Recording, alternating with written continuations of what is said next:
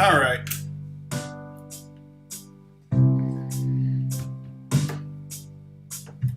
Oops. Okay, I'm gonna leave that. Let me turn off the music. Literally music. Let's see how easy it would be to take this melody up an octave and post that so we have it up an octave. Of course, it may not choose the octave I want. Okay.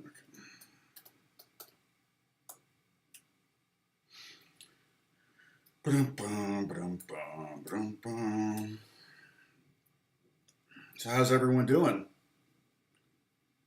Oh, it's not there, it's here. YouTube videos, Amazing Grace, third and fourth. Amazing Grace here. I'm going to try to knock this up an octave so we have, because we're going to work on bends today. And if I can easily transpose this up an octave, I don't know what it's going to do to the tab, but I know I can get the notes up an octave. Transpose, up, octave.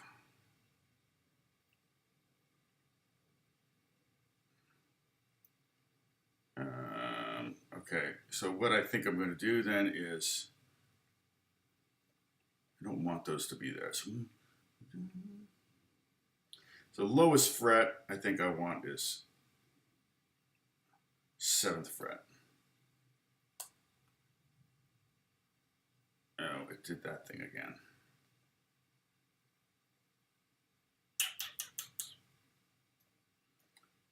All right, so let's see, how do I do this?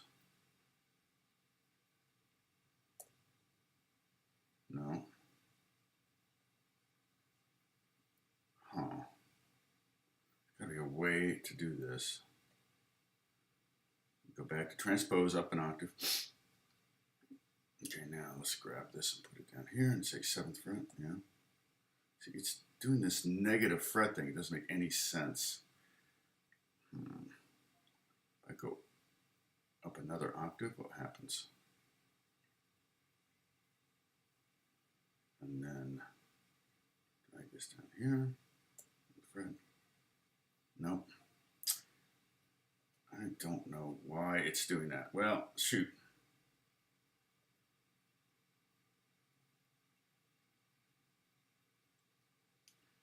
What if I click on the, oh wait, I gotta go like this. This would take too long though.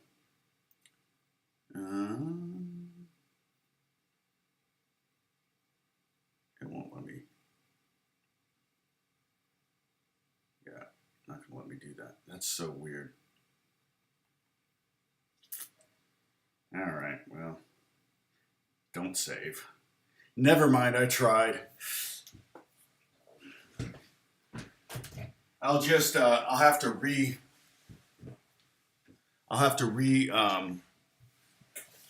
enter it. But, you know, it's a simple melody, and I think if I give you like the parameters, because even if I did transpose it up an octave, I would have troubles with I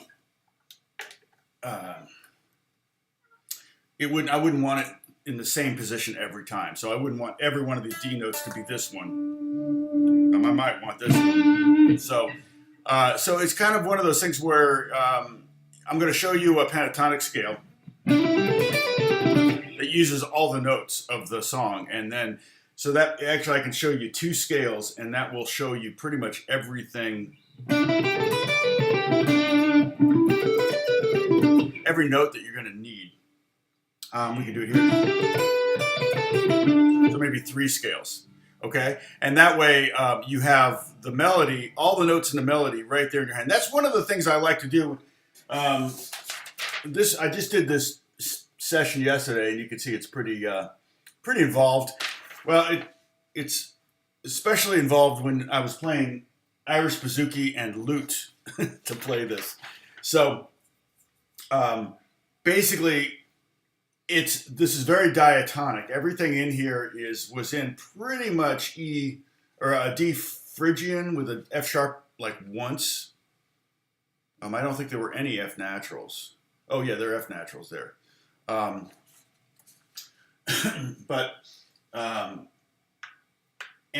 One of the first things I did was kind of just play the scale up and down, so I would know every note that I would need would be there. It's kind of like getting all the tools you need for the job. You don't need the entire toolbox. You may only need 5 tools, and in this case, we need 6 notes, and we have the entire melody here, and that really will kind of save you when it comes time to like, oh shoot, what's the next note? Well, I know it's up from this. Well, that's the lowest note, so it can't be that one because it's above that kind of thing. You can definitely use your ear better. Oh, thanks, Dennis. I'll I'll pin that. And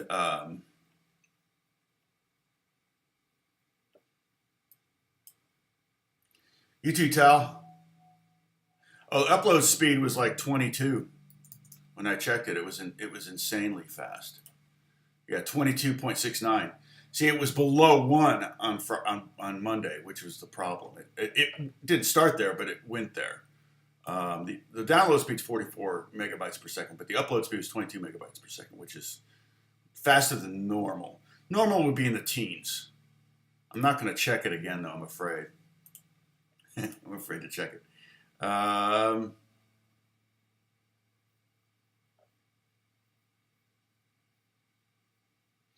Oh, I should probably say I'm live at the moment, in case there's anyone on Discord and not. Also, just know if you're watching this video and you're watching it like tomorrow, not today, not now live, you may get a lot of ads. I recommend maybe waiting another day on it. Give me a day, because it takes 24 hours for YouTube to allow me to get in there and delete all those ads. But I put ads in there because I wouldn't make any money if there weren't any ads. And not that I make any money, but there's some money to be had there. And I hate to leave it on the table. Let's put it that way. So thank you, Bruce.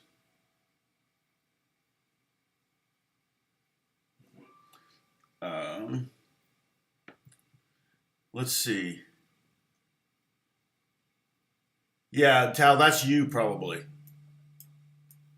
But we don't have very many. Well, we got 21 viewers right now, I guess. Hard to read this. Some of it says 17, some of it says 21. Let me just do some shout outs here. Ed, Bob, Jim Horst, Joseph, Bruce, AJ, Holly, Lena, Tal, Paul Meyer. Let's see. Looks like everybody. Oh, Jack. I see Jack already. No, Jack Lloyd. Oh, Dennis. Oh, Dennis. Oh, Dennis didn't know he was Irish. Oh, John is here. I'm running someone later, but better than never. Well, we haven't really done a whole lot yet today. We're going to talk about bends. And bends are kind of one of those pet peeves.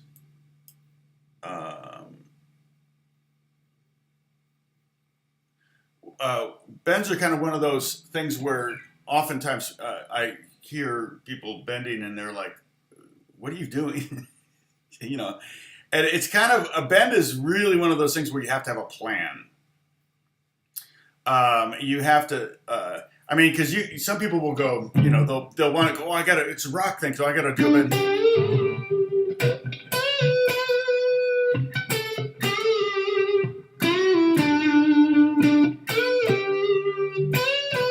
Like, what are you bending to? Why are you bending? So you have to have a plan. And there's different kinds of bends. There's whole step bends. There's half step bends.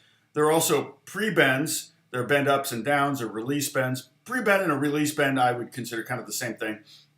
And those are the hardest thing.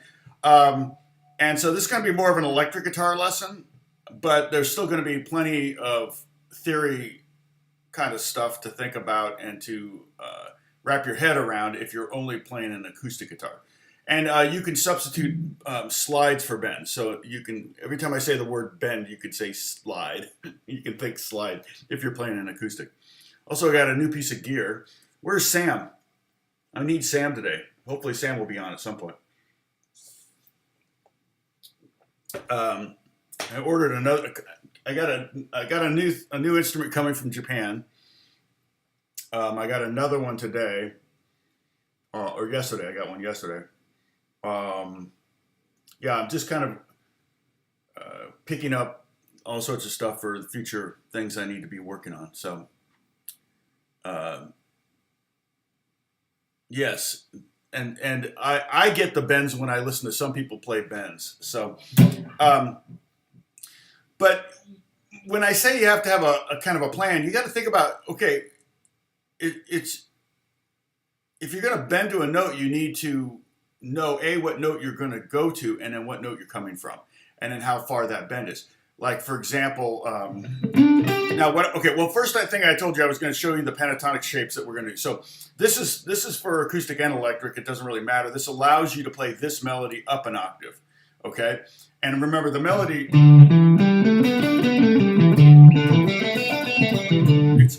It's the same 6 notes. There's no F sharp and there's no C in there, so it's basically a G major pentatonic. So let's play this scale together. I wish I had done a diagram for this, but I've just been busy. So 7th fret, first finger on the 7th fret of the 3rd string. That should be a D note. That will be your lowest note in the melody. Okay. Then 3rd finger on the 9th fret. 2nd finger on the 8th fret. Pinky on the 10th fret of the 2nd string. And then on the 1st string, you're going to go 7, 8. 7, 10. Okay. And there's our highest note. That's the D. I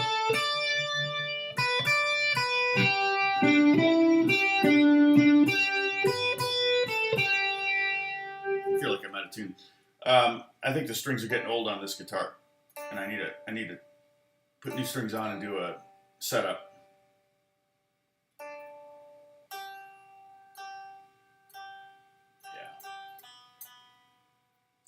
Yeah, I can easily tell if the intonation starts going bad on the strings are getting too old. Okay, so a little bit better here. Okay, so again, let's play that. We'll play it up and down this time.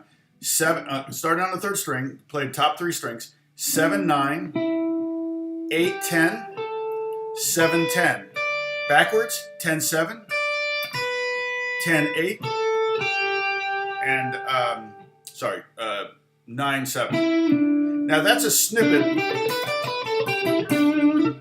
That's a snippet of pentatonic number. What was it? Number 4. So that's the top 3 strings of pentatonic number 4. If you remember our pentatonic scales, number 2 will be here, and number 1 is. Number 5 is there, and then we're going to use number 5, and we're going to use number 1. So we're going to use 3 different pentatonic scales to come up with our, shall we say, snippet. It's been a while since we've used the term snippet. Yeah, and so we're going to talk about bends, Tal. We may even spend 2 days on this because bends are really not an easy thing to do, and acoustic guitar might be really difficult unless you've got light strings on. But again, you can think slide, and regardless, what we're learning right now just applies to trying to knock this melody up an octave. Okay, so we have another. And that alone was one of the embellishment tools, or the musicality tools, was just to play the melody up an octave. Okay? And with that comes all the little embellishments that you've been learning. Yeah.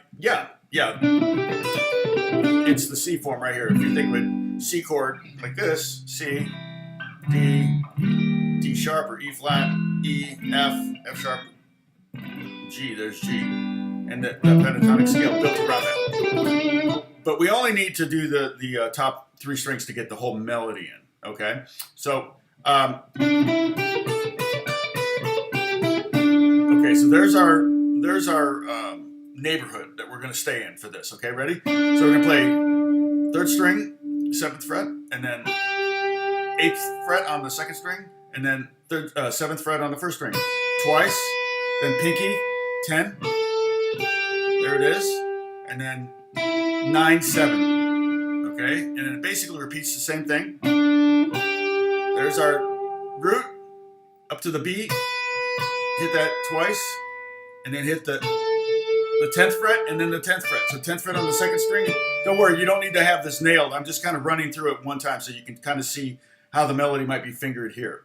Okay, and then there's our B note. Okay, last note of the 1st line. Okay, 7th fret of the 1st string. Pinky on the 10th fret, back to the 1st finger, 2nd finger down here, 2nd string to 8th fret. Hard to keep all this straight. Are you impressed? And then 7th fret of the 3rd string is the D note. There's our C. Okay, there's our E. We don't have a C over the C chord, and that's at the 9th fret of the 3rd string. Then 8th fret of the 2nd string, and then back down to our lowest note in the melody, which is that D note there. Okay, that's our lowest note. And our highest note is this one.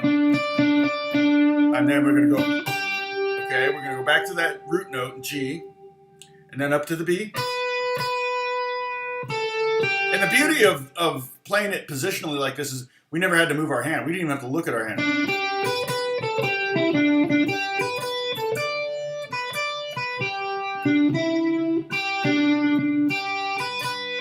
You never have to leave that position. So that makes it really nice for that, you know, if you want to keep your eyes up or whatever, close your eyes and just kind of listen to the music, then that's really nice. And then, you know, there's you got all sorts of licks in there, you know. One of the things I like to do sometimes, and this is, don't worry, this is just an aside, but you take that melody note, whatever melody note you're on, and you fall down the scale. So you go like, you know.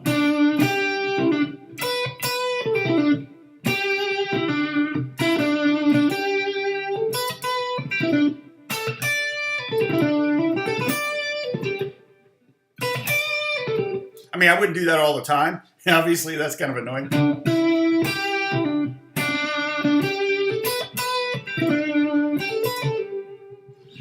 But it's just fun to kind of play up and down that.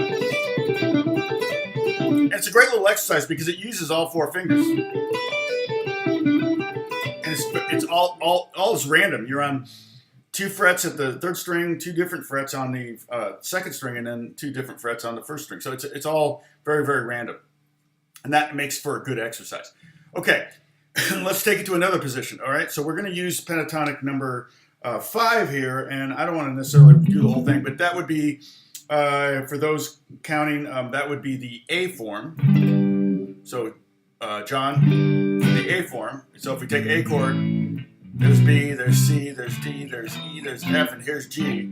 So it's a pentatonic scale built around this G chord.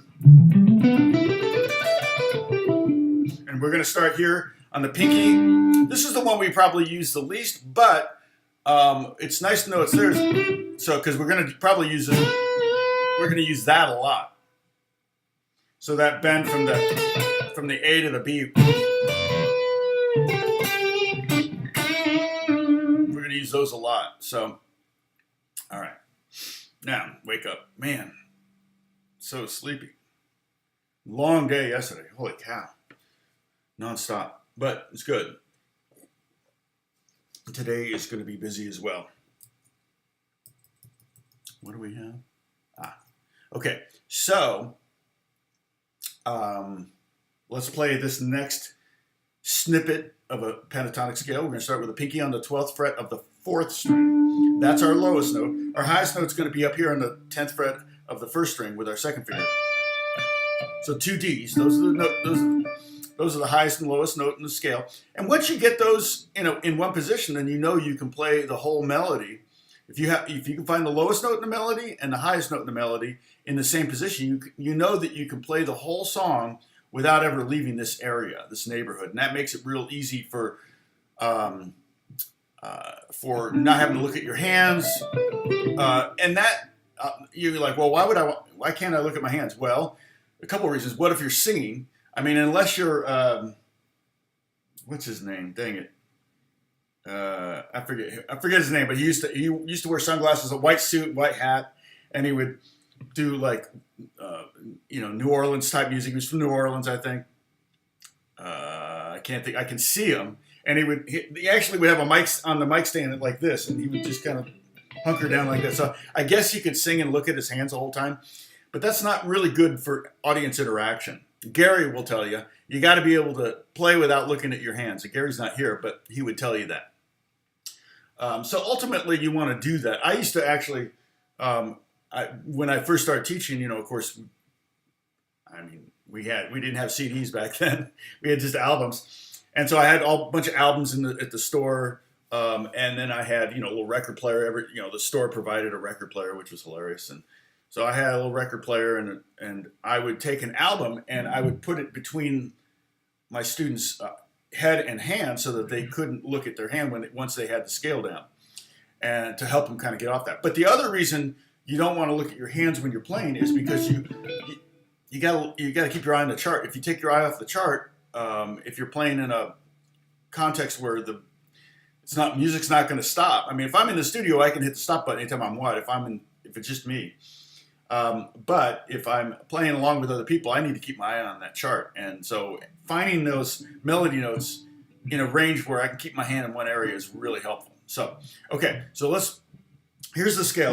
So pinky on the 12th fret, then first finger on the 9th fret of the 3rd string, and then again with the 12th fret. All the high notes on the strings are going to be on the 12th fret. And then 10th fret on the 2nd string, and then 12th fret, and then 10th fret. And that's as far as we need to go. That note's in there too, but we're not going to be. We may go to it for an embellishment, but I would, if we're going to talk about bends, I would probably do it that way. I don't like it. You can bend the first string, no problem. It just makes me nervous live. I don't want to break a string. Okay, so let's do that again. 12th fret on the 12th fret on the 4th string with your pinky, and then 9th fret, 12, 10, 12, 10, and then backwards, 10 on the first string, 12, 10, 12, 9, and 12, and on 12 here.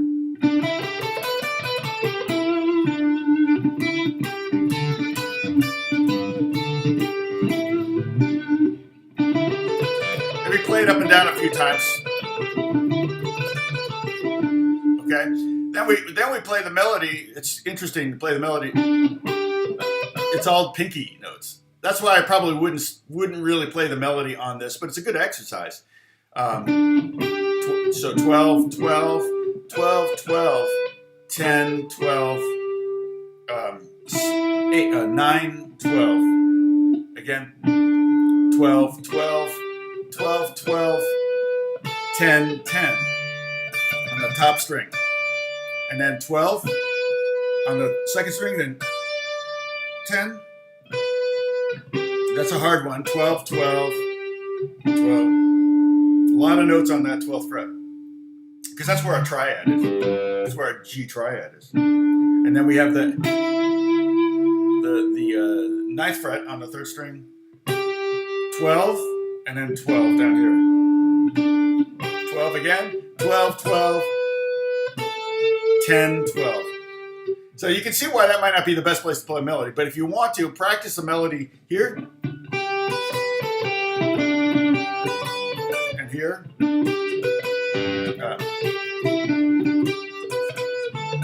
And there, which is really awkward feeling, but it's fine. That's a good thing.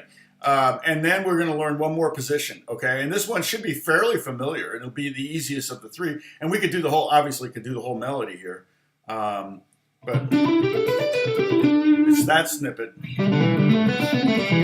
Same as the open. So if you're on acoustic guitar, it might be a little difficult to play this on 12th fret, but I'm assuming most of you have 14th fret necks, like this one here.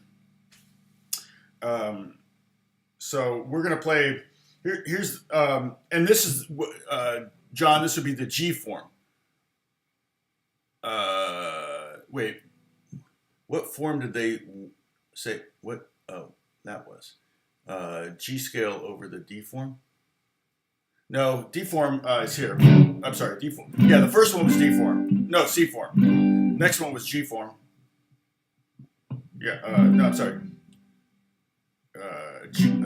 C, and then A form is next. Next one is G form, which is just this. Here's a G chord, here's an A flat chord, here's an A chord, here's a B flat chord, here's a B chord, here's a C chord, D, E, F, F sharp, here's G. Yeah, it's A form for that one. And then here's G.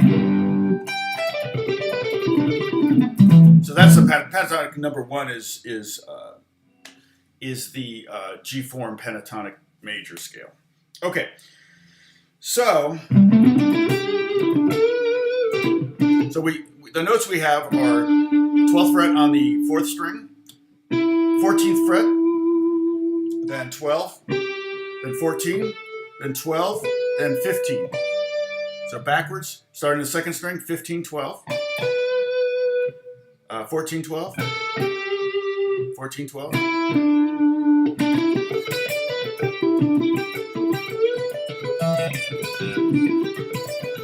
So you can just practice playing that snippet.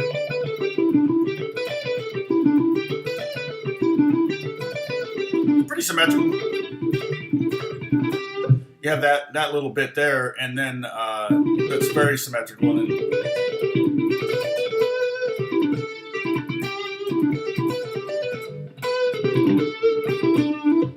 so those are just, it's only 6 notes. Okay, so the melody would be 12, again with the 12, but this time we're playing it with our first finger, so it's a lot easier. 12, 12 on the 3rd string, 2nd string 12, then 14 on the 3rd string, okay, and then 14 on the 4th string, and then down to 12, and again 12, 12, 12, 12, then 14 on the 3rd string, and then pinky on the 2nd string, 15th fret. And there's our highest note. And then we're going to go 12 on the 2nd string to 15, and then back down to 12, and then down to 12 on the 3rd string, and then 12 on the 4th string, and then 3rd, okay, 3rd finger, sorry, 14th fret on the 4th string, and then we're back to 12, and then down to 12 on the 4th string. There's our lowest note. Then again with a triad, 12, 12, 12, 12, 14, 12, okay. Okay, so that's kind of the 3 places that you could play this melody, or at least visualize the melody, or at least visualize the notes in the melody, because we're going to be doing some bends, and I want to be able to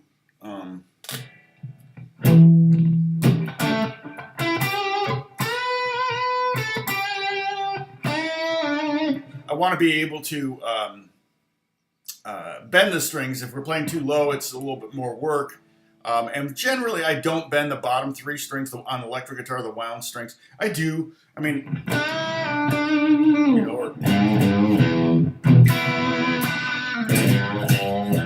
things like that. Totally fine to bend. I just,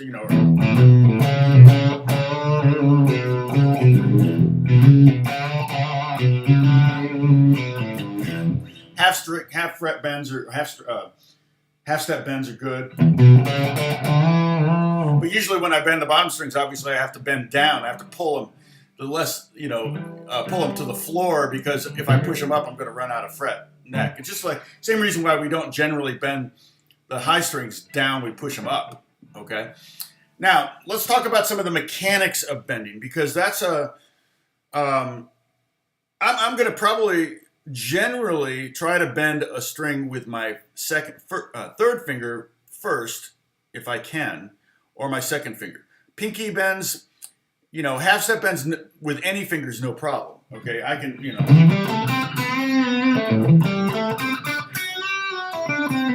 But even when I do a pinky bend, and so you can see I'm bending that F sharp to a G, just a half step, I still got my other fingers behind it, so I might as well. There was no reason for me to use a pinky in that moment. I might do something like, I don't know.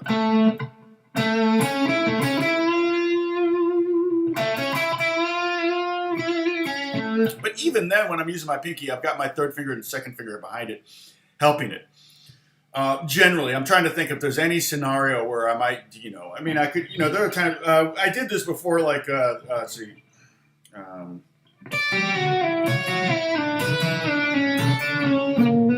That was all 2nd finger bends.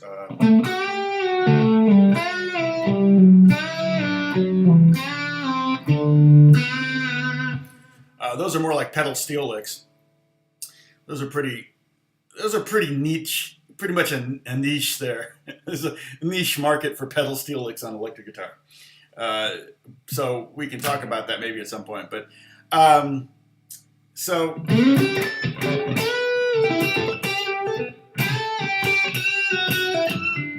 but I find that I tend to really want to use my 3rd finger. It's just a dominant finger. It's really the meatiest finger of the 3. So to have that good,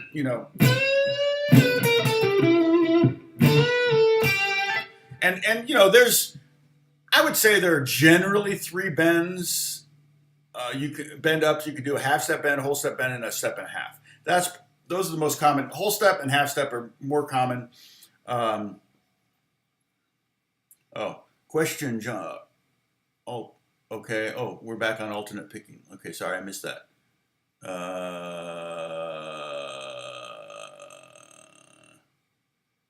Now sliding, Lena, you can use any finger slides. So yeah, sliding doesn't really require a lot of strength. It requires you mainly to know, and that's what we're going to talk about, where you're going from and from where, or where you're going to and from where. Okay, so hold on a second.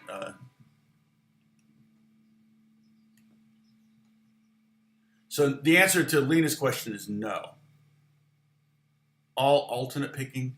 John, as far as that goes, I'm not really even thinking about my right hand so much for that. But it's, yeah, I was doing alternate picking. I wasn't using economy picking.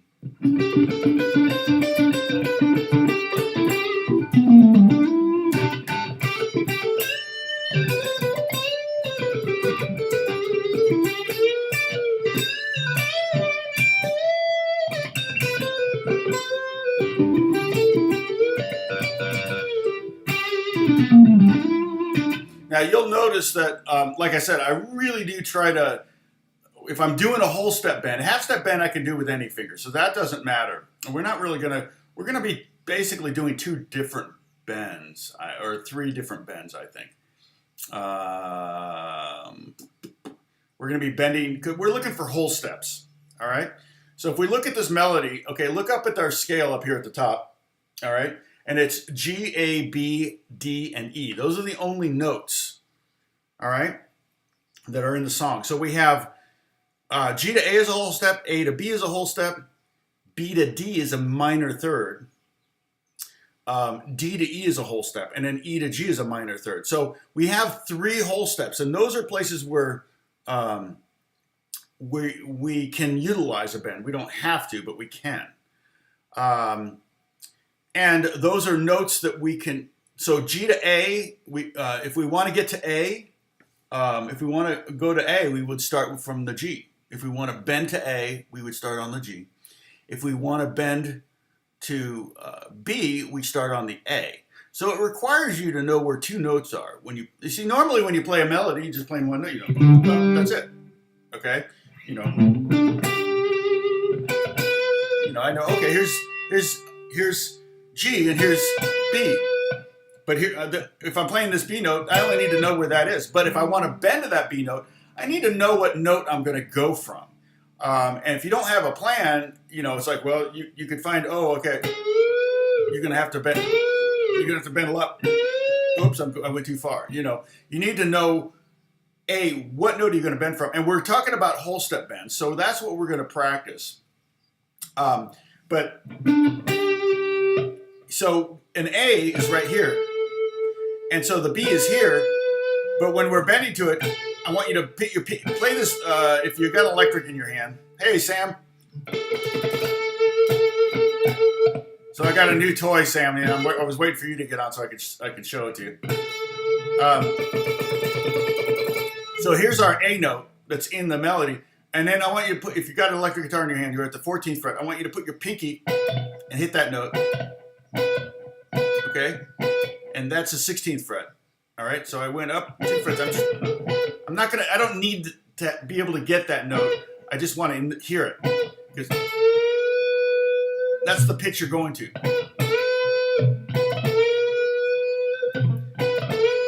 Now keep in mind, when you bend and you got a whammy bar, the strings are going to loosen. See, watch this. Watch. So if I bend the E string, the low E string. Hear that? Everything went down. So you have to, if you have a Les Paul, you're not going to have this problem, because it's just, so that's why I tend to overbend Les Pauls, because I'm used to bending on Strats. So I tend to go sharp on Les Paul, so I have to practice. When I pick up a Les Paul, the first thing I do is try to get my pitches good. And the other thing is, the tension is different at every fret. So the amount of strength it takes to bend a whole step at the 12th fret area is the least. Whereas it takes more strength to bend a whole step down at the 5th fret, especially at the 2nd fret. I mean, that takes a lot of strength to it. It almost goes up by itself. So easy. The easiest spot to bend on the fretboard is going to be the 12th fret because it's exactly halfway between the bridge and the nut. And so that's where you're going to have the least amount of tension, the most play in the string. The further up here you're going to get more tension because you're getting closer to the bridge, and this way you're going to get more tension because you're getting closer to the nut. Does that make sense? Hey, Leo. All right, so I do on the key of G first and then modulate to the key C. Oh, nice. Yeah. Yeah, that's good. That's a great idea. No reason. And if you go to the key of C, you can make it to the last chord you play in G, a G7, and that will really set up the C.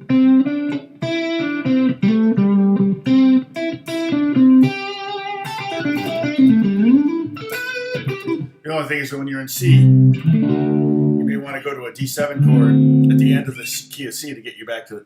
That's a little bit of a cheesy church piano gospel trick, but I kind of like just hard key changes. I don't really like to set up key changes anymore. Back in the day, it was like, oh yeah, you got to set it up. That was everybody did that. If you're gonna go from the key of D to the key of E, don't play a B7 to go into the key of E. That's just a little schmaltzy. But you know, if you're trying to go for schmaltzy, then do it. So that may be what you want. But in church, I kind of, you know, the more contemporary stuff, I'm like, yeah, if I was playing a gospel thing or a hymn service, yeah, you would totally do it. But if I were to do, in fact, probably if I were doing Amazing Grace, it would be more of a traditional hymn service. Then you would probably use that 5 chord to get you into the new key. So we can talk about that at some point, but it's just a trick that piano players mostly use. Okay, so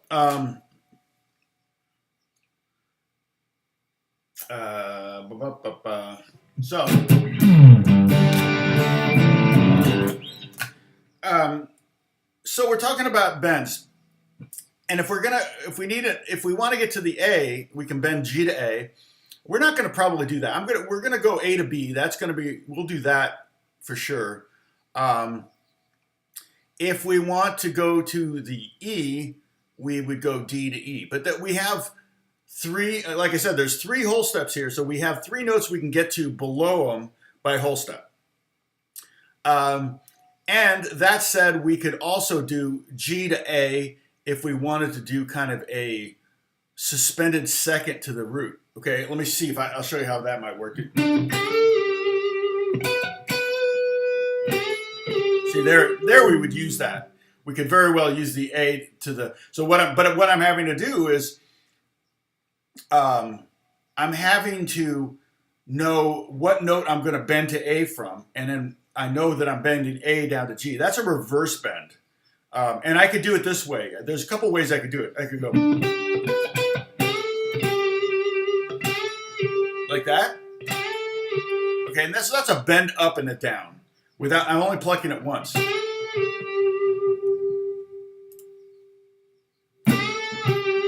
Okay. I'm only plucking that note once. And I'm getting that. Now, if I want to do just A to G bend, then I have to pre-bend to A, but don't hit it. So it should be quiet like that. And that would be a kind of a reverse bend. And that's probably the hardest of all the bends because you really don't know if you're on the note until you pluck it. So you could be like, you're like, oh man, I'm way sharp. That was close. That's pretty close. Now another trick, because we're using our 3rd finger to do the bends, and this works great on the second if you're playing on the 3rd string. If you're bending the 3rd string, you can also find the pitch you're going to. Remember I said put your pinky out and go find that note that you're.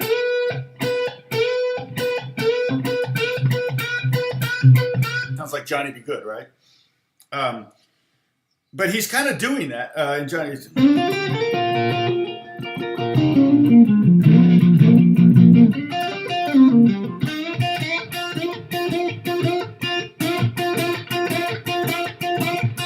he's doing is he's bending. This is the note he wants to get to, and here's the note he's bending to, and he's bending to the F, and he's plucking the F he's alternating times. That way, he's constantly checking his pitch. He's also playing that note very short when he gets to top. Some people say he slides it. He may slide it too.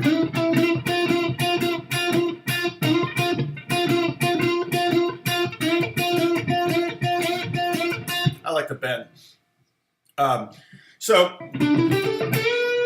But what the other way you can get that, we're bending, you know, if you want to do that to begin the song, so we have 12 on the fourth string, 12 on the third string, and then we're going to go 14th and bend up. And one way you can check your pitch is to play that note right there, 12th fret on the second string. You can even do that as the melody. Okay? And see, there's a place where I might shift down, again, to keep my third finger on the bend. Bend up to A and then down to G.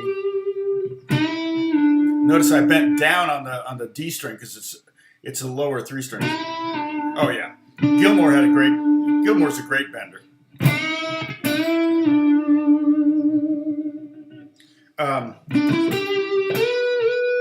You also like to bend up here.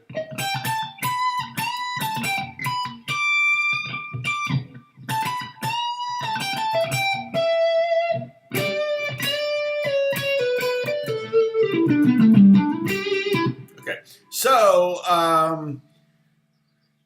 so you can get your guide tone, or not guide tone, so not use that term. Let's our goal tone, the tone we're going for, either by hitting it above it on the same string, or you can go down 1 string and 2 frets if you're on the 3rd string and hit that note and try to get that. And you can even hit those 2 notes together. I love the sound of that because you get that flutter until they get in tune. You can see what it feels like to go past it too.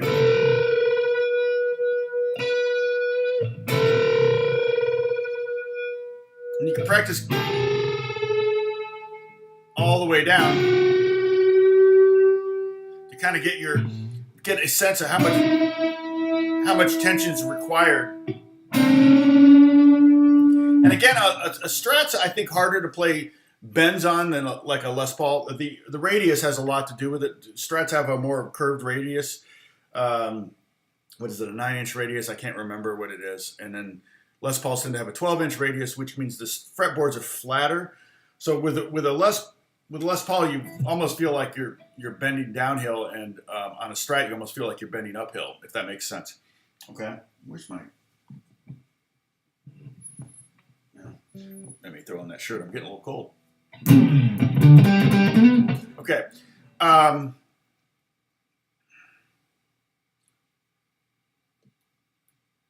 Yes, and yeah, we're not even talking about. Yeah, we're not talking. And I even do bends where I'm bending 1 string up a whole step and the other string down, up a half step. It's like, see that I'm going G to A on 1 string and B to C on the other.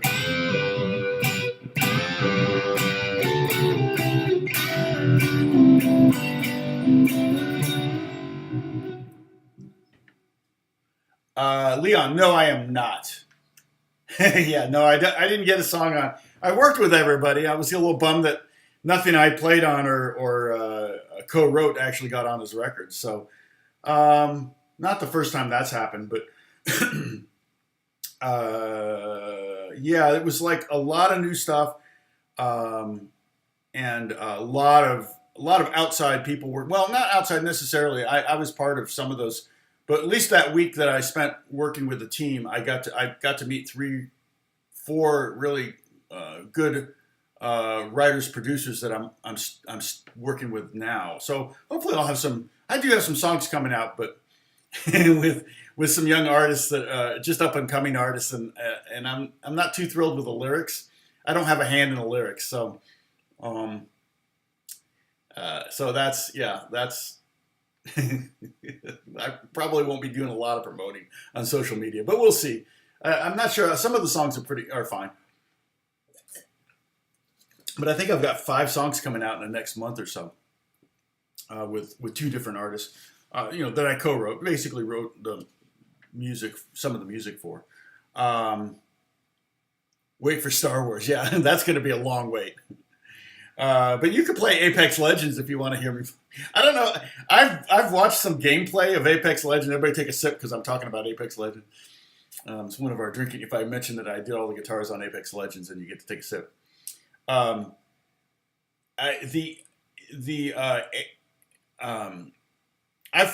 watched some gameplay. I don't have a Xbox or anything like that, but I've watched some gameplay on YouTube, and I've not heard my guitar very much. I mean, occasionally. They really like everything I've done, but I'm not like, a lot of times I think people turn the music off when they play the game. So, but Twitch now allows you to have the music on. See, that was the problem with Twitch early on was they kept taking down videos because they had the music on and they weren't paying royalties. But now Twitch is paying BMI and ASCAP and CSAC and all that.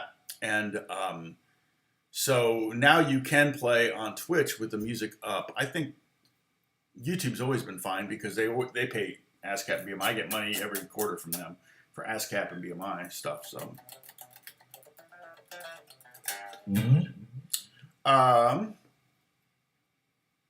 so stream looks good. 2,600 kilobytes per second. That's good. All right. So, so again, the key here is to know what note, if you're going to bend to a note, have a plan, and choose your notes. And so I would say the main note we can bend to in this is the B, okay, from the A, and the E from the D. Okay, so we're looking at whole step bends. Okay, so let's do this. If you got your electric, if you got acoustic, I apologize. We got that. Okay, we're here in this scale.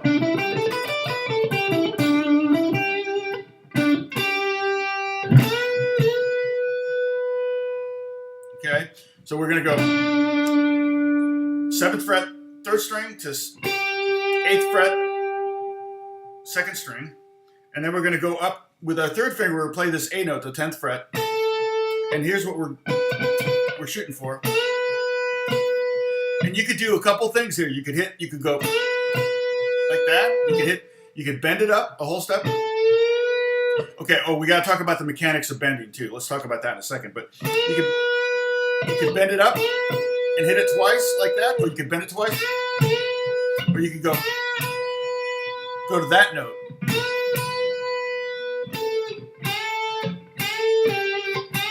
I did it, just did a bend there with the 2nd finger from the G to the A. Again, that would be maybe a little too much. Okay, so let's talk about this bend right here. Okay, I'm on the 2nd string, 10th fret with my 3rd finger. Generally, when I'm going to do a bend, I tend to start with my finger pretty much coming pretty straight down on the, let's see if I can get a good shot of this here. Okay, like that. See that? And then I'm going to lay it down as I bend, okay? And part of the reason you do that, this is the hard part, okay? Part of the reason you do that is because when you roll your finger down like this, okay? If you just do this, just put your finger on it like that and then lay it down like this. Just do that. Not bending, just do that, okay? One of the things that happen if you don't do that, if you just bend up, you're going to end up bending a bunch of strings. You're going to have a bunch of strings ring out that you don't want. Because as soon as you bend this 2nd string to the 3rd string, then that 3rd string becomes coupled with that 2nd string. And then you bend up and get to that 4th string. And all of a sudden you've got 3 strings under your finger. You don't want any other strings under your finger than that one.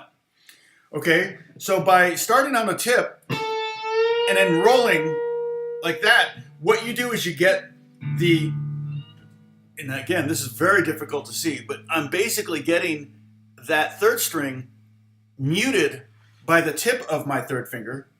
And now the meaty part of my 3rd finger is on the 2nd string, is playing the 2nd string, but this part of my finger, the tip right here, is actually pushing the third string and the fourth string out of the way and muting them so they don't make a noise. Because if you don't do that, you're going to get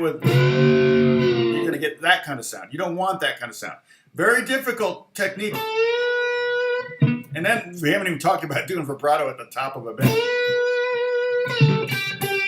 That's easier to do standing up, but that's also very difficult. Because what usually happens, I remember the first time I showed it to students, they're trying to do it, it's like, it falls down. You're trying to put a vibrato at the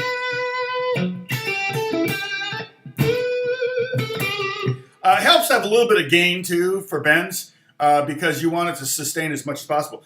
But you have to keep the downward pressure on the fret even as you're rolling your finger. But what's happening is you start on the tip of your finger and then you kind of roll to lift those. See, I'm actually lifting. The third string is really pretty hard to see that, but the third string is really kind of up higher than it was off the fretboard. And then I'm even touching the fourth string. So here's the fourth string, here's the third string, and here's the second string. So what that allows you to do is it allows you to have a really clean note. It's just one note bending. One note to ring out rather than, it's hard to do it wrong. Does it? You don't want that sound, okay? Unless you want a whale call that or an elephant. That's kind of an elephant sound. Okay. Usually when I do a double stop bend, I'm using 2 fingers on the strings, not 1 finger. So I could do it though with 1 finger.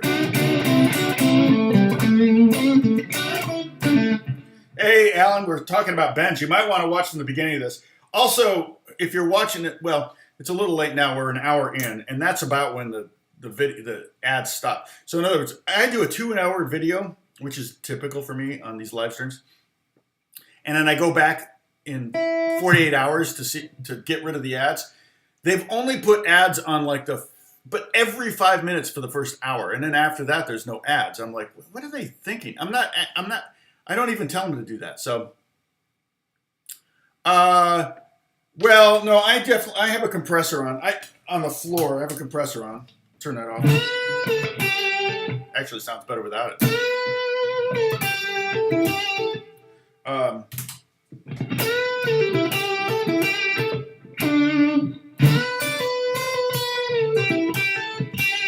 And then I'm using, right now I'm using Amplitube.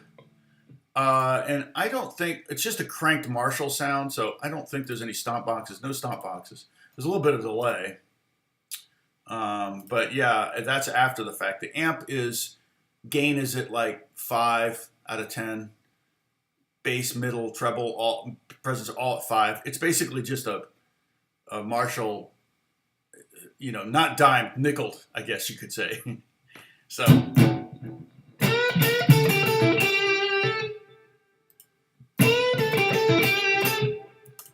I mean, Amplitude's very,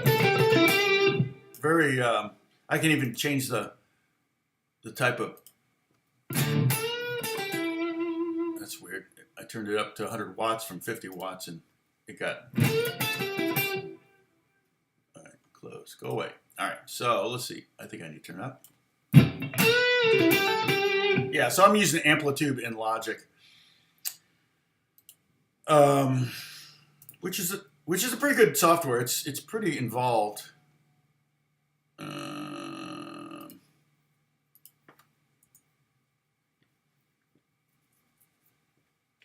Okay. Yeah.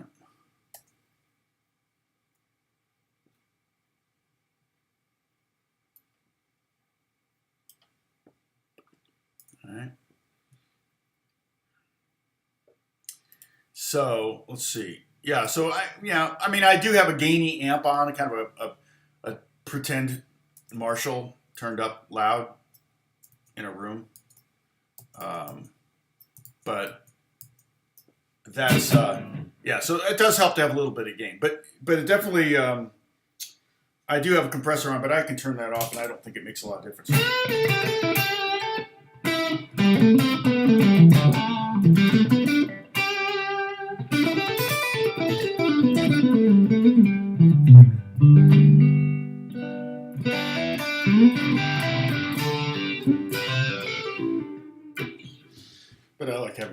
gives me a little bit more confidence. If I still have good sustain without an amp on, so, and I'm not doing any of this on, yeah, well, it's, no poles, no push poles, no. I did just notice though that this is the treble tone and this is the bass tone. I just leave those all, I leave everything dimed, so I don't really think about it. I just switch pickups a lot. But I just realized that, well, I can get something, get rid of some of the woofiness. It gets thin, but I can adjust it here if I, adjust this tone knob. But my problem with adjusting tone knobs too much is if I change something, say I put the tone knob on 5 instead of 10 on a guitar, and I go back later and try to play on something again and try to get the same tone, I'm like, wow, I can't get that same tone. So if I just leave the guitar dimed, then I get all the tone in the box, and those can be saved. So all I have to make note of is sometimes I'll make a note in the if I like a patch that I created, I'll say GNL or Strat or Telly or whatever. If I designed it specifically for that guitar and I want to be able to replicate that sound later. A lot of times with composers, it comes in real handy because they'll say, hey, can you get that same tone you did on the 5 projects back? And I'll look 5 project back and I'll go, yep, I've got that saved. So perfect. It even says what guitar. So,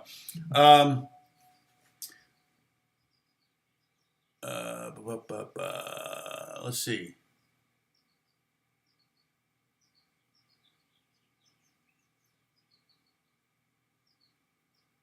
Yeah, I'm sure they assume that, Bruce. Everybody loses interest in an hour and clicks away. Yeah, exactly. Sam's messing with you, Bruce. Okay, so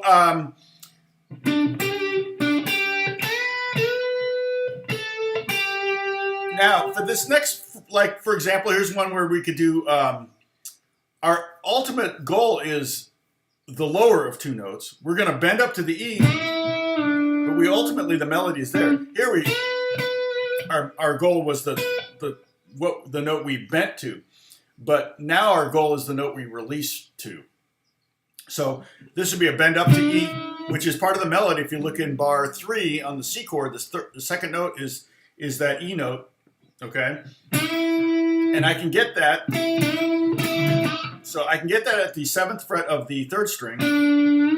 And at Lena, if you can practice sliding. Or on your keyboard, you get your pitch bend up a whole step, and you can practice on the keyboard. Do a Jan Hammer kind of thing. So the melody is E to D, okay? And that's one of our whole steps in our melody.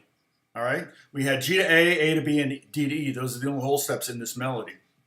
And we actually, E is a melody note, and D is a melody note. So we can either do one of 2 things. We could bend up to E and that down, all in one motion, or there's probably more than two things. Like for example, I could pluck it at both spots, like that. So you got plucked up and down.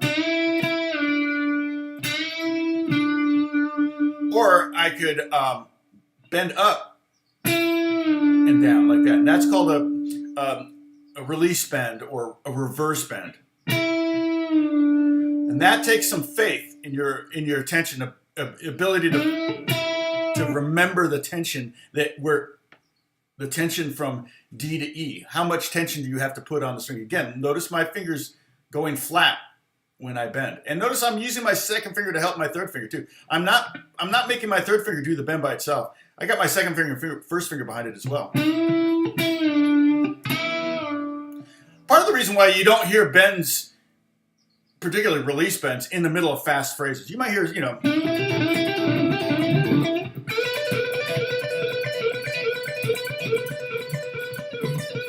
that kind of thing. And that is a fast playing, but I'm bending up. It would be hard to do a reverse bend because that would require technically two bends, a bend up and a bend down. I'm only having a bend up there. I could put that in the middle.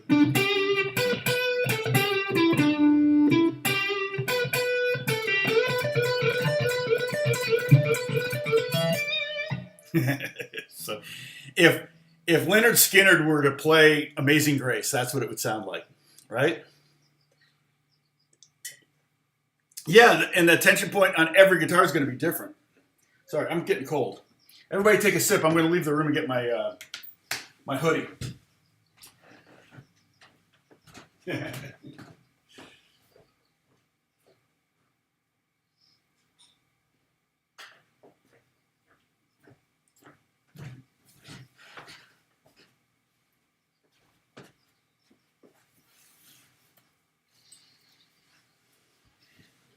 Okay, Sam, did you spy something just then? I'm waiting for you to get on.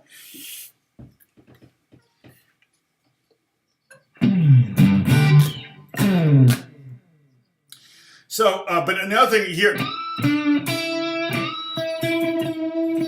Now keep in mind, again, when you bend all on a Strat with a whammy bar, okay, the tension releases on the whammy bar, and so that all the strings go down. So watch what happens.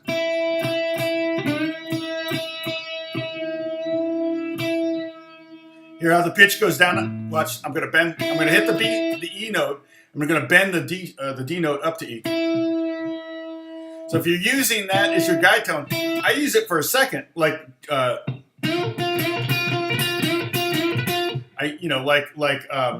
Chuck Berry, but you can't really. By the time you bend up, you're actually flat now. They're in tune, but those are both flat. If I were to look at the tuner, it would be a little flat, little below E, because I've released some tension in the neck by bending the string, or tension in the tremolo. All right.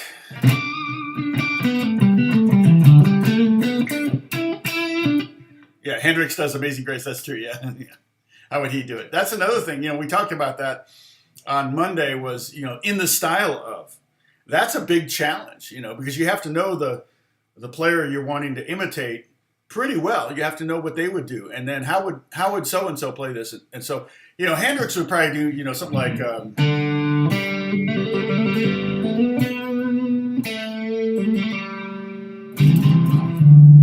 I have to get a different tone. Let me see. Boop. I think there's actually collections. There's actually a Jimi Hendrix. Here, oops. What, goodness gracious, how many? Man, they got a lot of different. Do you want to do funk? Gee, is that all under Jimi Hendrix, really? Maxed S. Okay, are you experienced? Oh, I see here by. Oh, discography presets. Okay, are you experienced? Oh my gosh, they've got. That's pretty cool. Foxy Lady. Intro to Foxy Lady. Oh wait, do I want purple? Let's do Purple Haze. Intro to Purple Haze. Oh, is that wah? Is there a wah on? Oh no, it's the fuzz face.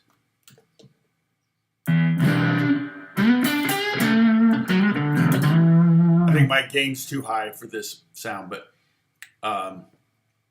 yeah, Amplitude, you have to pay for it, but it comes with you. I mean, you can get different collections, and it has a bunch of Joe Satriani too. Discography, wow. Just basically patches based on song titles. Also slash Living the Dream, and then slash discography. Yeah, so you can go here, Paradise, November Rain, Sweet Child Tone. It's cool. I mean, they've done all the work to kind of get the sound as close as possible. Of course, it's not the same as playing through a real amp and everything. Not digging that tone though for the Hendrix thing. Let me change it. Go to Jimi Hendrix discography presets. My Gardner was late. Electric Ladyland. All Along the Watchtower. Let's see what this. Oh wait, and see then they under All Along the Watchtower. Dang it! If you move it off the thing at all. All Along the Watchtower. Intro. Solo fuzz, solo wah, verse phrases.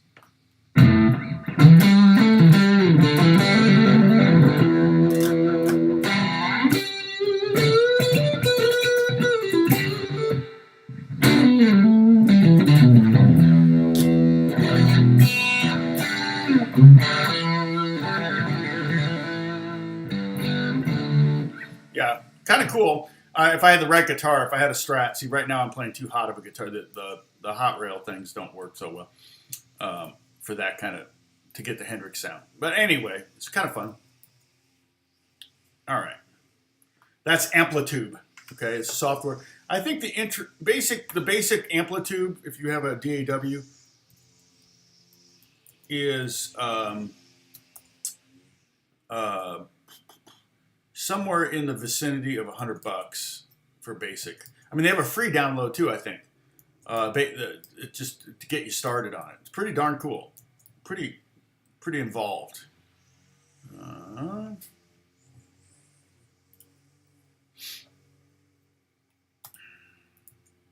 So we have, oh, weird. Oh, there we go. My viewership thing number was all off. All right, so let's talk some more about, so that we could do the bend there on, so we're talking about basically at the end of the C chord there in the bar 3. And you can use your ear.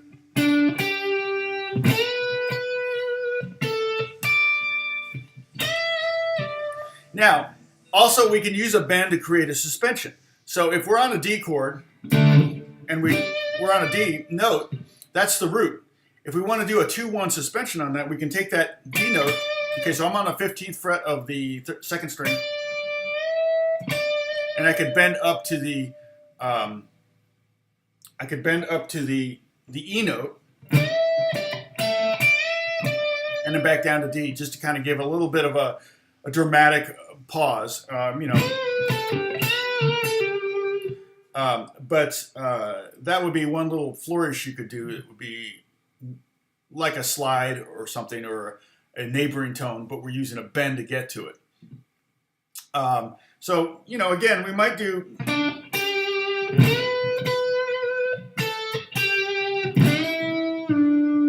See that? So I used a pure bend here from A to B. Again, I'm knowing what note I'm going to and what note I'm coming from. See, a lot of players will be like, oh, I can't get to D from that note. It's too far. Or you might go, you bend too far. Like, no, I want that note. So you really have to have a plan when you're making a bend, okay?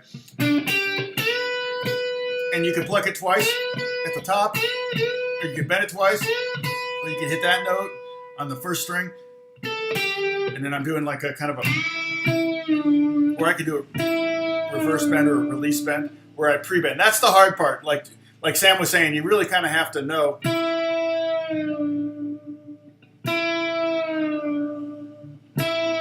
You have to know the tension that you have to get that E note. Okay, hold on a second.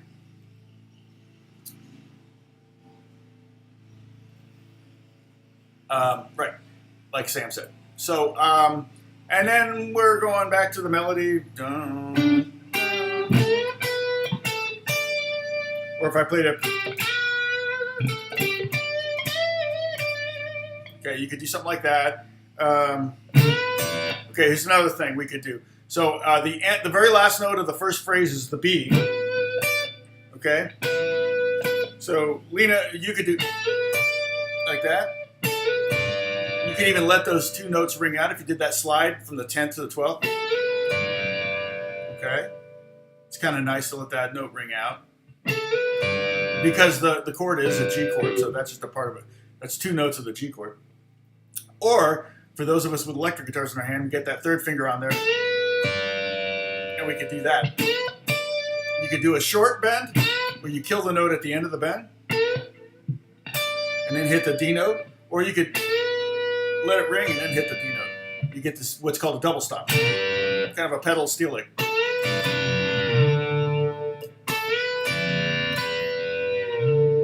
Those take a lot of practice. And again, when I'm bending, I'm starting on the tip of my finger and then I'm laying my finger down to push the other strings out of the way and mute them. I'm actually lifting. I'm not letting the G string, when I'm pushing the B string, I'm not letting the G string get underneath my finger, or else you're going to get this sound.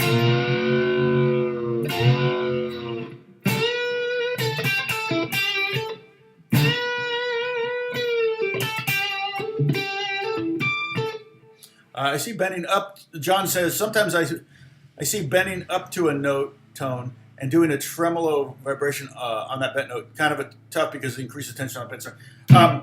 You can use the tremolo. A lot of players do that, you know.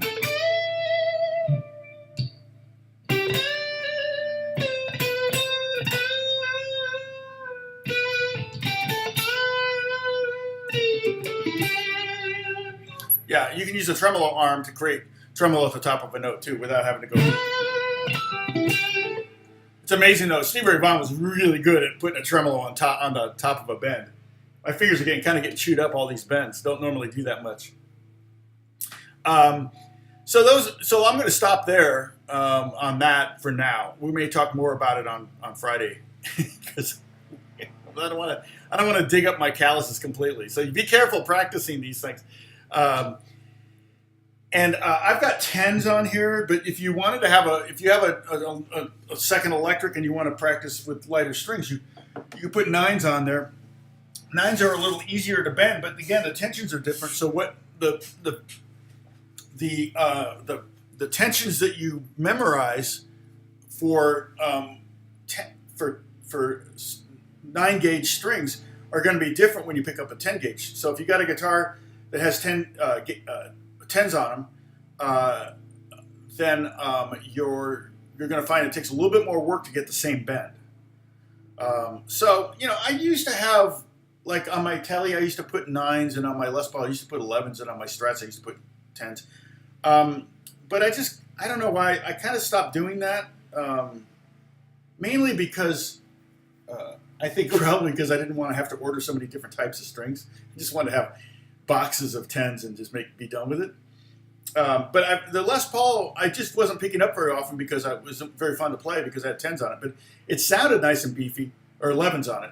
It sounded nice and beefy, but it was, I found myself playing it less because of that. So, and then the Telly, sometimes I wanted a beefier sound out of it, and the 9s just didn't give it. So for me, 10s are kind of the best, just overall. Yeah. So yeah, vibrato.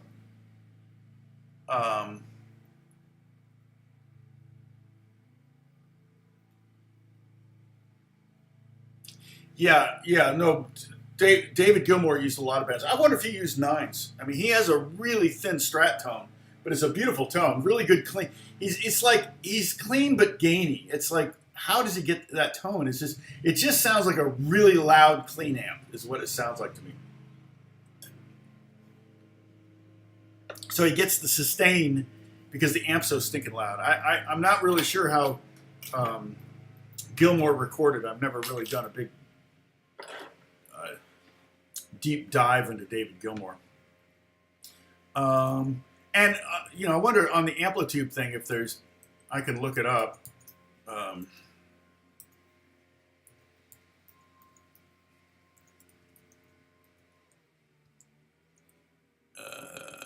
Let's see.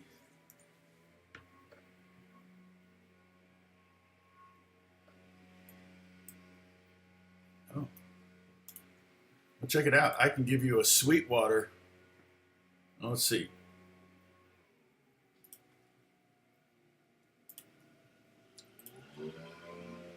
I can give you a Sweetwater link to buy Amplitude if you want, if you're interested in that. Let me put this in here. Hold on a second. Give me 1 second. So bundles, yeah. So looks like like the max, 5 max is $400. Oh wait, no.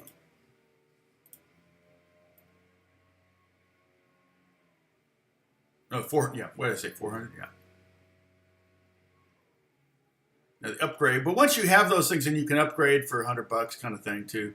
But then it's kind of, it's deceptive. I'm not a fan of how Amplitude does this, but you know, you think you got a lot, and then you realize, oh, this actually comes with the, interesting, this comes with the input to your computer. So that actually is more than what you need if you already have a DAW. And that's, so I'm a little confused. But here, I'll create a little link here.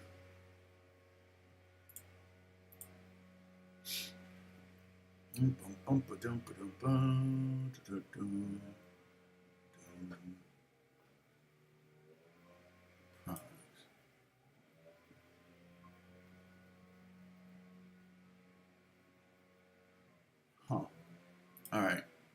Well, I'm not quite seeing how to use this right now. Oh, it's not showing.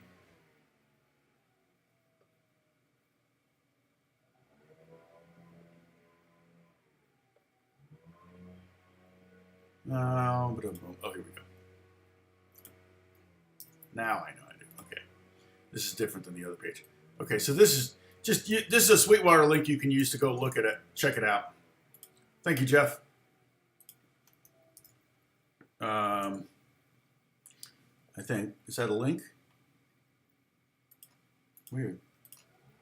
Oh, maybe YouTube's not going to let me use that link. Oh, wait. Yeah, that's right.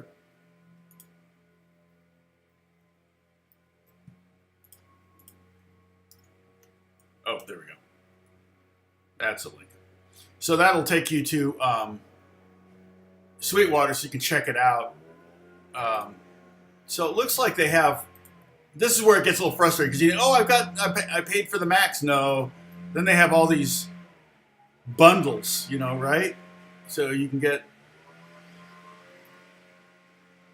Okay, so the max bundle, it says $500. It includes a recorder and a looper. I mean, if you're really into the product line, let's see. I don't know. It's a little bit confusing, but the product is pretty cool when you can kind of do a deep dive into it and control the type of room you're in, which is really fun. Also, the kind of mics and the mics in the rooms and the close mics, and you can control all of that stuff. The cabinet, you can change the speakers, you can change. You can have hard surfaces, soft surfaces, dead surfaces, all that stuff. So it's kind of fun, but it's crazy. All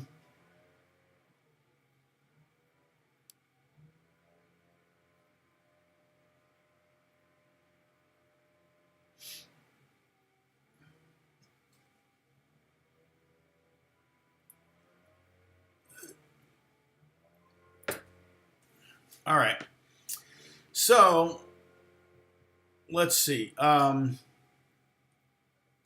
yeah, my new thing. Sam, are you there still? Yeah, Sam's still there. Oh, okay. I will check that out, Sam. Hold on, I'm copying and pasting right now.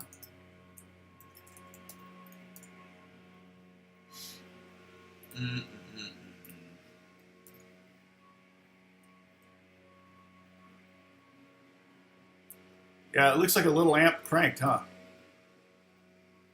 All right, so I'll check that out. And then, let's see.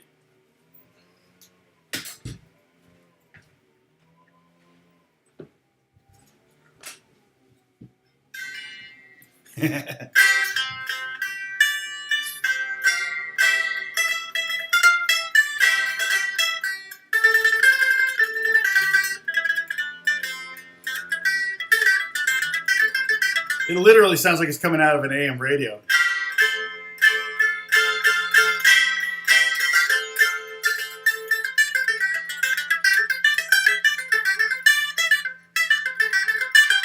Yeah, Paul, you might have to use headphones for band practice. I mean, for a bend practice. The problem is there's not much of a headstock to clip a tuner on. This thing. Baglamas, yes. Look at that little bad boy right there. Just arrived yesterday from Greece.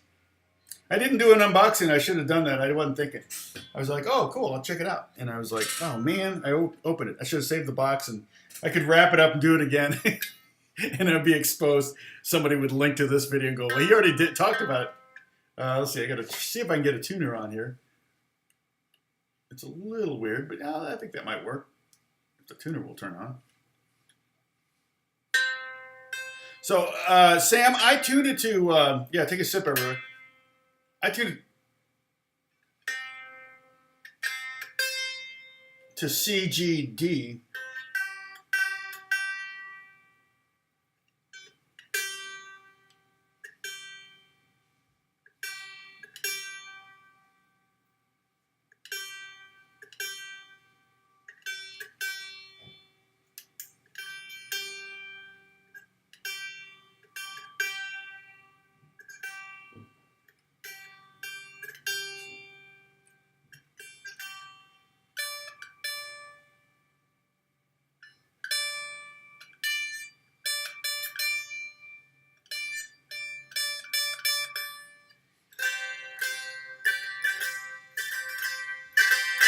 But I'll use it definitely in.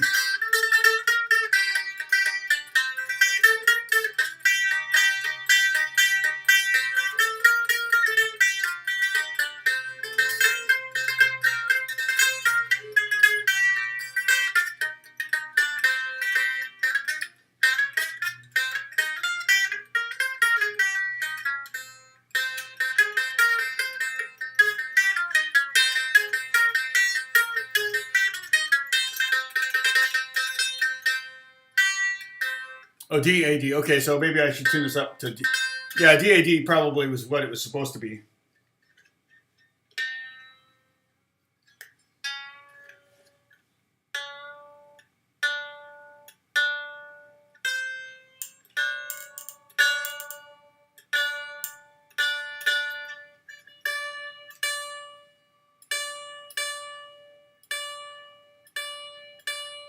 I don't know if it's the tuners or the strings that are kind of lame.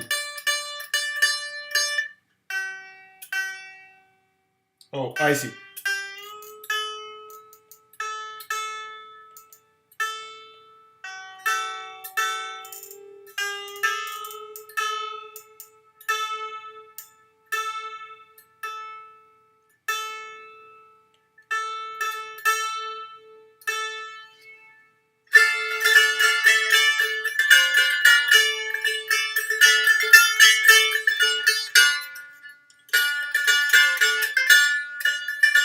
Yeah, this is a small guitar. It's kind of like a cigar box guitar, actually. It's the tuning.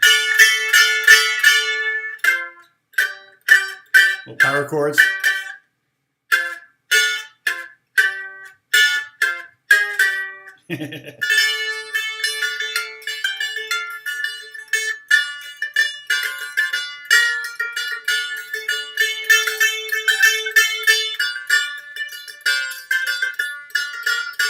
They sent me a strap, actually, believe it or not, that kind of hooks under here. It might work on this little piece of, like some of this stuff, I almost wish they wouldn't do the little, I don't need embroidery.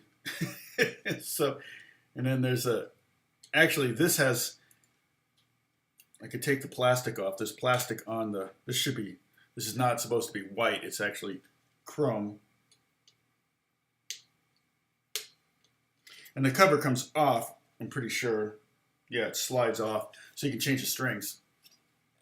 The first time I got one of these kind of instruments, and I was like, how do I change the strings, I was like, I couldn't figure out, and I realized the whole thing slid off, so I'll have to take this off later. But yeah, that's just plastic protection on the chrome.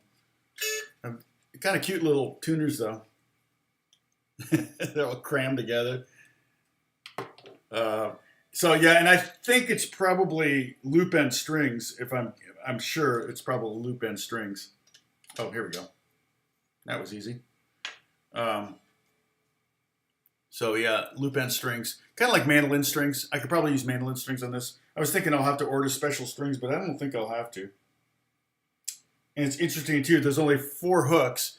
So you put 2 of the 2 low strings on one hook and the 2 high strings on one hook. And then the way they have it done is the middle 2 strings get the middle 2 hooks. So kind of fun though. And it definitely is unique sound.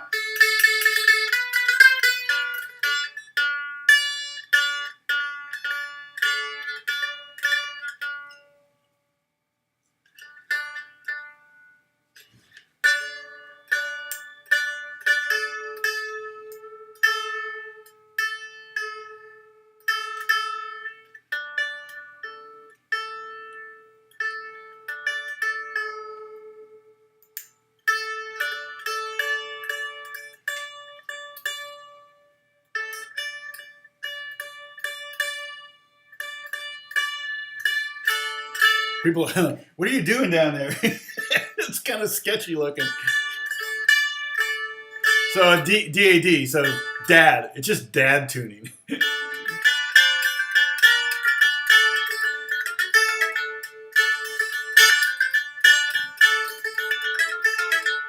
Very, very Led Zeppelin-y like that, huh?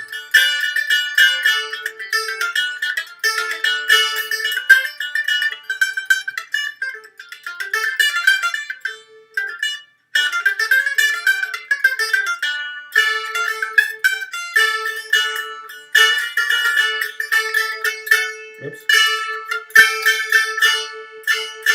So I think I will definitely use this on something. It's definitely fun. I've already got, you can see I already got the hook hanger on, so I can hang it in with in my gallery of small instruments. And the reason I do that is I have them all hanging out. I don't have anything really, really expensive hanging, but I have a lot of ukuleles, mandolins, you know, stuff like that.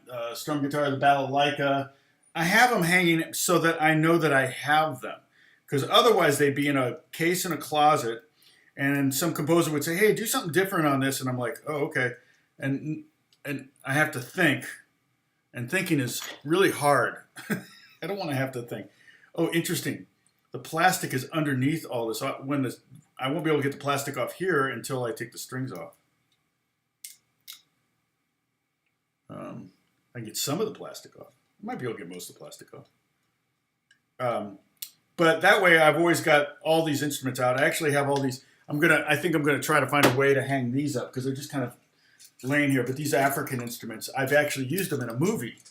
I used 3 of the 4 here that my mom brought back from Africa back when I was a kid, which is really cool. I mean, these are great memories. Oh, here's the strap. I thought it was in the other room.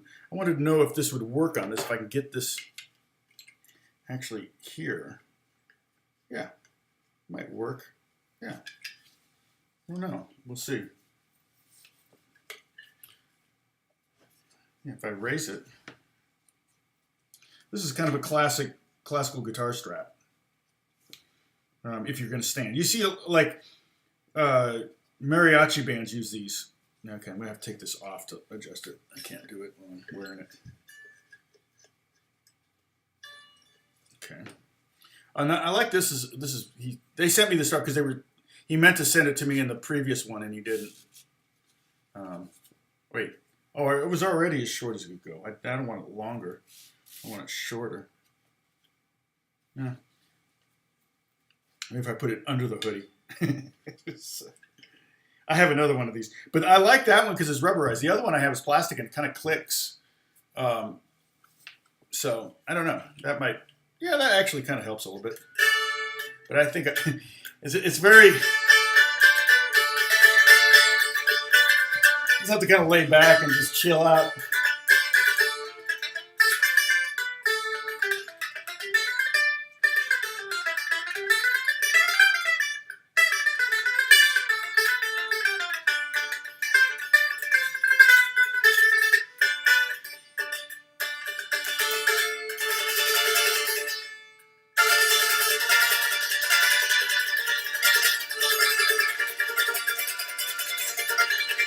Yeah, it's a very cool sound. I really like it.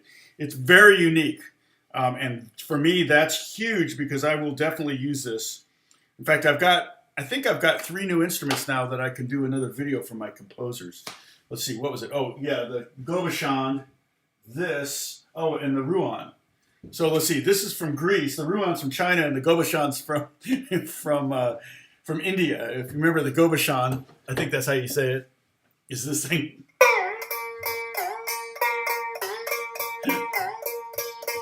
So I've got three new instruments, and I got another one coming from China, and I've got another one coming from Gold Tone. That's actually, I'm going to get a 12-string mandolin that plays like a guitar but plugs in. So,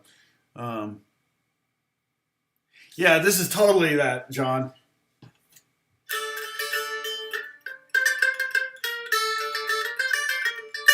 Yeah, totally. Battle of Evermore. It does, yeah.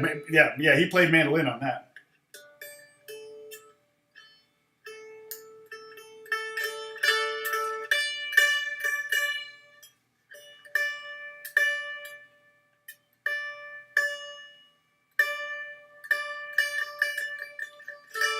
But pretty darn cool, pretty fun. All right, so let's see. What else? I'm sorry, am I missing something here? Let's see. Oh, Jack, that reminds me. I got to finish my tax. I got almost everything done. I'm just organizing the last bit. I do all the work pretty much every year. My tax preparer offers me a job. He's like, "You're so organized. Come work for me." I'm like, "You don't pay me enough." Let's see.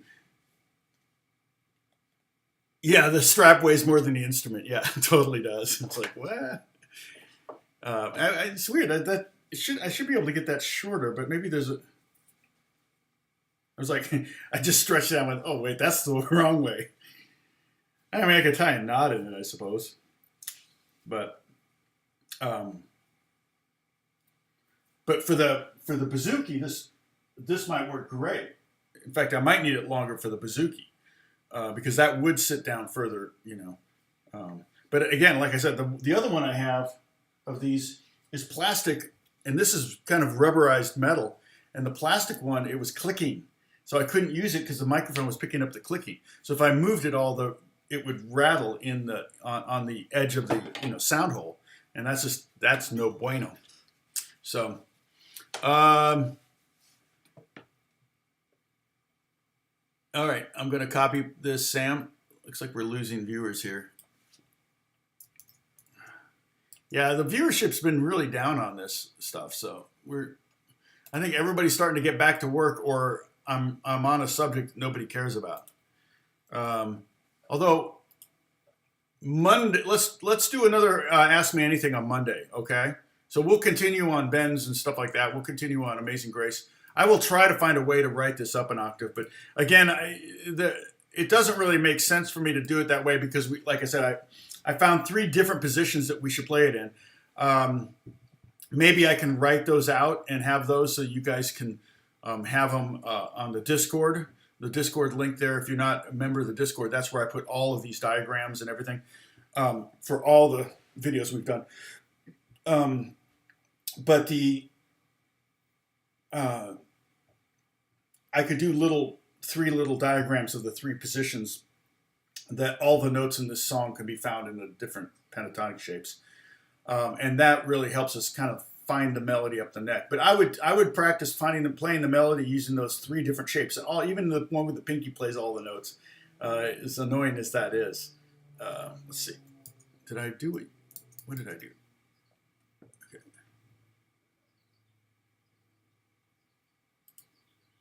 All right. So I got it, Sam.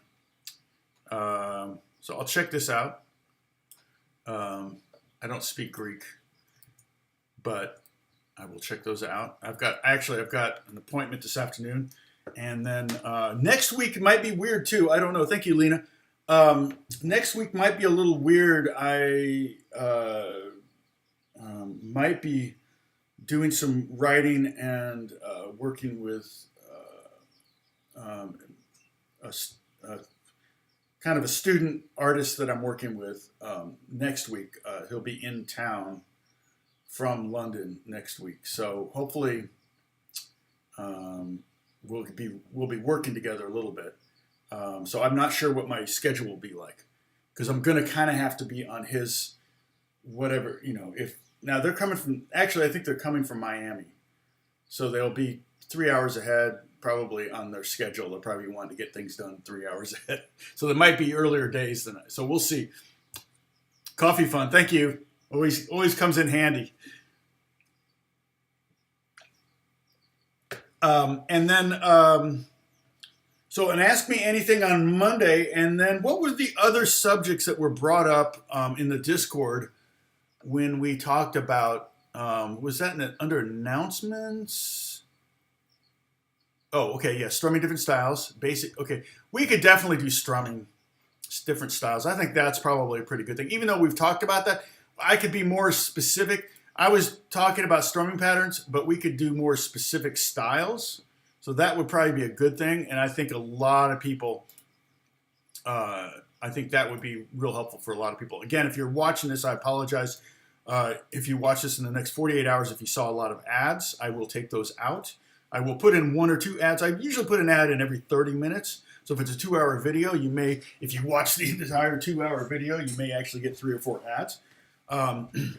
Plus 1 at the beginning. David Siller's good to see you. That's all good. David, I'm glad you're working. That's good. Work is good. Work is good.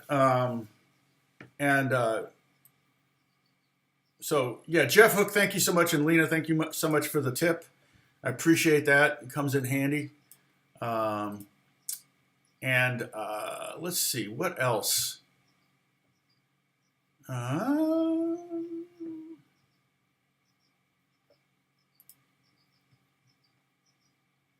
Oh no, it's yeah, yeah. I should have unboxed it. Baglamas. Emphasis on the bag, right? Or not baglamas, it's baglamas. I'm assuming. So yeah, so this will be hanging in my actually in my bathroom with a lot of the other instruments. A hallway in the bathroom. I've got a bunch of little instruments hanging up. So, and no, I don't sit on the john practicing my ukuleles. I don't tend to do that. So. It's happened. Let's see. Oh, I can put this back on now. This actually, I probably will, if I had a case for this, I would leave this in the case because it was kind of loose.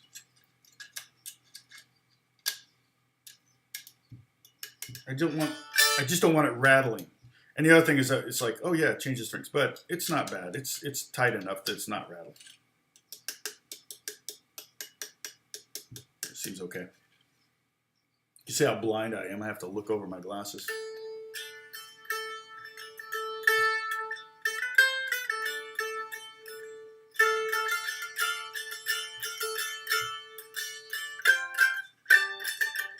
Oh, no.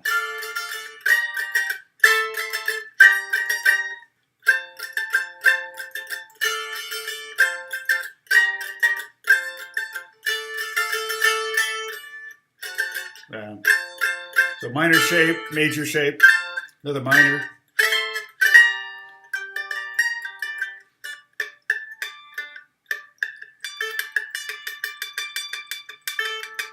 So yeah, and I also think I'm still working on that a slur exercise or slur study. I hate to call it slur; it just sounds like the wrong thing, but it might get a lot of clicks.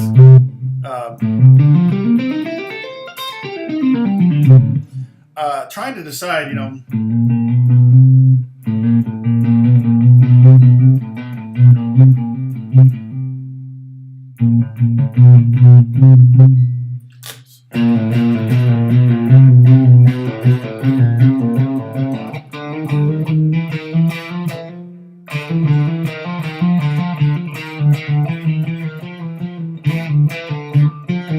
really hard.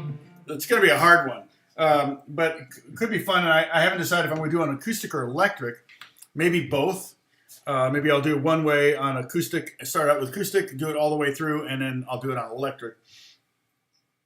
With a clean tone. I'll probably do a clean tone so it doesn't get too too woofy. But that may be my next video. Or I thought about doing a video. I should do a video, maybe some fun chords on mandolin. So I may do that. We would kind of be an intro to mandolin, but also fun chords, and I think I'll probably call it some fun chords on the mandolin. And I'll try to come up with a bunch of neat little tricks and stuff that we can use. Let's see. Yeah, that would be kind of fun. But it might be a long video because I could go quite a ways on that thing. I could go 15, 20 minutes on the mandolin with different shapes and stuff. Learning the major and minors and maybe two different shapes, and then susses and seconds and all that kind of stuff to make it fun. Anyway, okay. So then Friday we'll continue with this, embellishments, things like that, but probably more bend-related stuff. So practice those bends. Don't dig up your fingers too much. And then also, Holly, let's do an Ask Me Anything. Yes, put your AMA questions up there on Discord, and I will do my darndest to answer them. And then Holly will transfer them over to a Google Doc for me. And I think did you mark the ones that, let's see. Did you mark the ones that technically were answered? Yeah, so it hasn't been updated since March 12th, so I know we haven't. Okay, unknown. Any advice on ear protection? Yeah, so old questions out. Perfect. Okay. Oh, wow, there's some new ones here I haven't seen.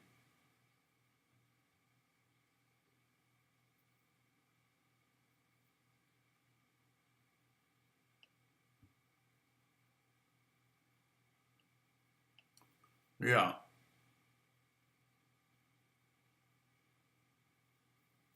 Yeah. So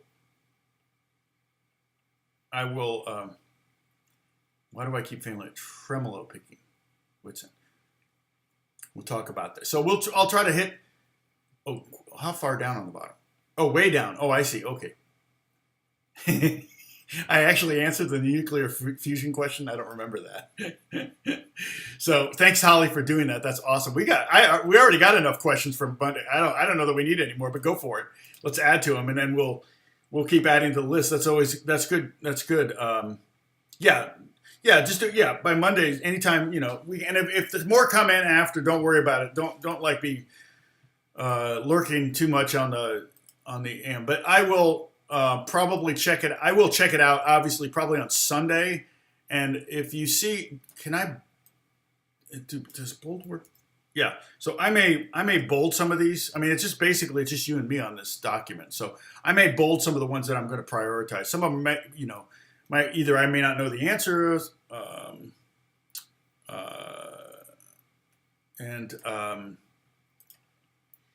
so that will be. Hey, Mama's in the house. Aslan, you've been here the whole time, or a bunch of the time, I think, right? Hasn't Aslan been around? Zach has been around. Okay, so I'm going to take off. Thank you so much for watching, and we'll do more of this, more bends and stuff. So get your electric guitars out for Friday, and then Monday I'll do an AMA, and then also maybe then Wednesday. We'll see. Hopefully, I can keep doing this. I'm trying not to let other things suffer for my YouTube time, but I have been falling behind on my TV work, and I've got to. If I don't keep writing music for TV, then my revenue starts to fall off because it's all about keeping the pipeline full of music. So I need to make sure that I'm spending enough time on that, and so I've got to prioritize things. I will. So hopefully we can start up with strumming in different styles. We'll talk about different styles of music. So. And then if you want, you can, up in the Discord, you can put maybe some styles that you're thinking of so that I can kind of brainstorm on that specific styles. Because I'm kind of like, I have like, okay, this would be that or whatever, but, like reggae, folk, country, all of the genres have more than one style, but I have to sit down and think, okay, what's the maybe the dominant groove or strumming pattern that shows up in a specific style, and then we can talk about that. But I will make that a very acoustic guitar centric thing. Okay, all right. I'll talk to you later. Hope you're doing well. God bless everybody, and enjoy your Wednesday and Thursday. And I'll see you on Friday. Bye bye.